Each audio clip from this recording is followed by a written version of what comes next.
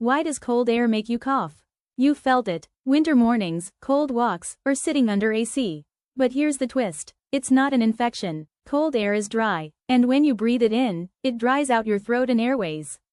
Your airway reacts by tightening slightly to protect your lungs. At the same time, cold air irritates sensitive nerves inside your throat.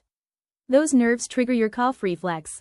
Some people cough more because of asthma, allergies, or naturally sensitive airways. That sudden, loud cough is actually a defense, your body trying to clear and protect your breathing path.